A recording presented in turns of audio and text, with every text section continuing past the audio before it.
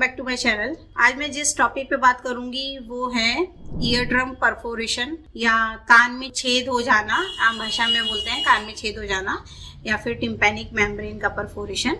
ठीक है, इस वीडियो पे चर्चा होगी और इसके क्या कारण होते हैं, टिम्पैनिक मेम्ब्रेन किसे कहते हैं, इसके साइन एंड सिम्टम्स लक्षण क्या हैं जिससे आप पहचाने कि आपको कान में छेद हो गया है। ठीक है, आप प्रिवेंशन कैसे कर सकते हैं, रोकथाम कैसे कर सकते हैं कि ऐसा दिक्कत ना हो। ऐसी बेस्ट होम्योपैथिक मेडिसिन है जो आप लेके आप अपना उपचार कर सकते हैं। बिना देरी किए, उससे पहले मैं कहूँगी अगर आप मेरे चैनल पे न्यू है तो जल्दी से सब्सक्राइब करिए, शेयर करिए, ज़्यादा से ज़्यादा लाइक करिए ताकि ये इन्फॉर्मेशन सबको पहुंचती रहे, इसलिए शेयर करना जरूरी है। कि पहले तो आपको ये पता हो कि टिम्पैनिक मेम्ब्रेन कहते किसे हैं।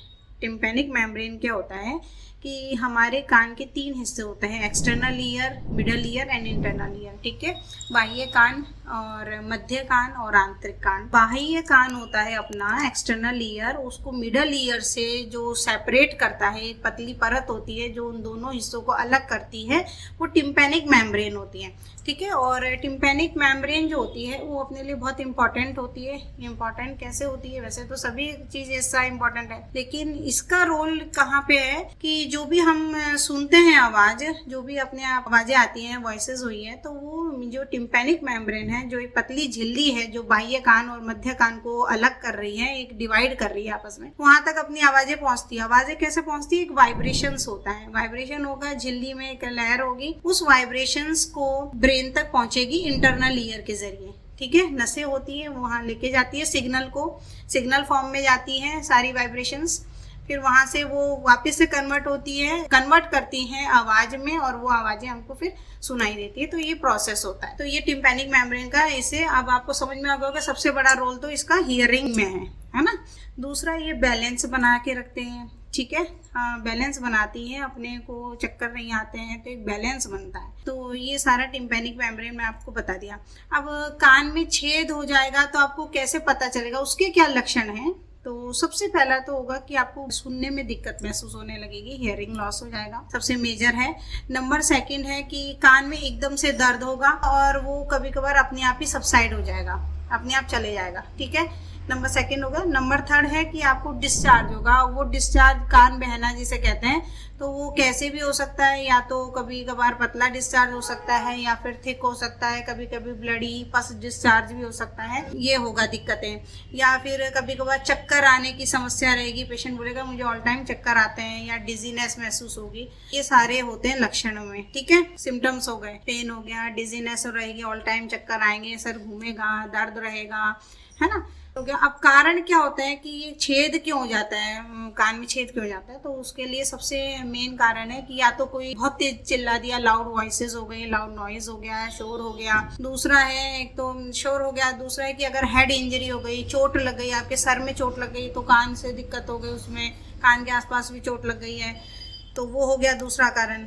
नंबर 3 है कि अगर प्रेशर इम्बैलेंस हो गया, आप देखे होंगे ट्रैवलिंग के दौरान ऊंचाई पे जा रहे हैं तो बैलेंस नहीं हुआ, बहुत ज़्यादा दबाव पड़ गया, तो उस केस में भी कि कान में छेद हो जाता है। चौथा ये है कि अगर मिडल ईयर में इन्फेक्शन हो गया, अगर पानी वानी चले गया, है ना, या फिर कोई इन्फेक्शन हो गया तो तब भी हो जाता है। 5वां ये कि अगर कोई फॉरेन पार्टिकल आपने, जैसे आप कान साफ कर रहे हैं, ईयरबड वगैरह अच्छे से आपने उनको ढंग से नहीं किया और वो प्रेस कर दिया, कोई भी स्टिक ले ली उसको कर दिया, है ना, या इचिंग कर लिया आपने, स्क्रैचेस से भी इन्फेक्शन हो जाता है। तो इन्फेक्शन से भी कान में छेद हो जाता है, पानी वहाँ पे डिस्चार्ज वगैरह हो गया तो मिडल ईयर इन्फेक्टेड होगा तो कान में उससे भी मेम्ब्रेन फट जाती है। वो प्रिवेंशन कैसे करेंगे, रोकथाम आपको कैसे करनी है कि जो कॉजेज हैं उसको ध्यान में रखेंगे तो रोकथाम कर लेंगे।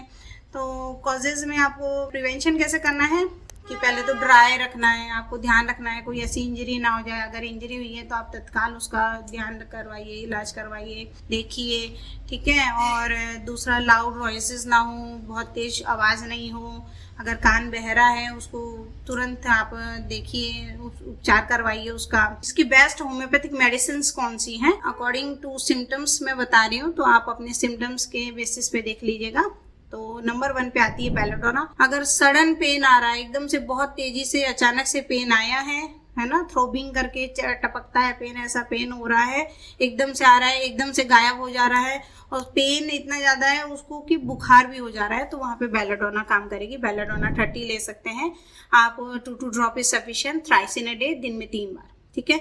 नंबर 2 है कि अगर डिस्चार्ज जो कान बहरा है वो वाइट है, ब्लैंड डिस्चार्ज है, मतलब बहुत ज़्यादा वो नहीं हो रहा है, दिक्कत नहीं कर रहा है, और वाइट डिस्चार्ज है, थिक है, दर्द ज़्यादा नहीं है, डिस्चार्ज से परेशान है, तो कैलकेरिया का आप जाएगी वहाँ पे। कैलकेरिया का आप 30, thrice in a day, 2 drop is sufficient, ठीक है। नंबर 3 है कैलकेरिया सल्फ लेंगे, कहाँ पे, जहाँ पे डिस्चार्ज जो होगा, ब्लडी डिस्चार्ज होगा, बहुत ज़्यादा खून आ जा रहा है, कभी कभार पस हो रहा है, थिक हो रहा है, तो वहाँ पे कैलकेरिया सल्फ जाएगी। नंबर 4 है साइलिशिया, जब डिस्चार्ज पतला होगा, थिन होगा, बहुत ज़्यादा बदबूदार, ऑफेंसिव बहुत ज़्यादा होगा और थिन होगा, येलोइश होगा, तो वहाँ पे साइलिशिया चली जाएगी। तो साइलिशिया 30 आप दिन में 3 बार, 2 ड्रॉप इज सफिशिएंट, तो ये सब ले सकते हैं। तो अकॉर्डिंग टू सिम्टम्स, फिर भी अगर आपको दिक्कत परसिस्ट कर रही है तो आप अच्छे होम्योपैथिक फिजिशियन से कंसल्ट करिए, दिखाइए, ठीक है। वैसे तो क्या होता है, कान में छेद होता है, अगर टिम्पैनिक मेम्ब्रेन रप्चर कर रही है, ईयर ड्रम रप्चर करता है, तो वो विद इन अ वीक खुद से भी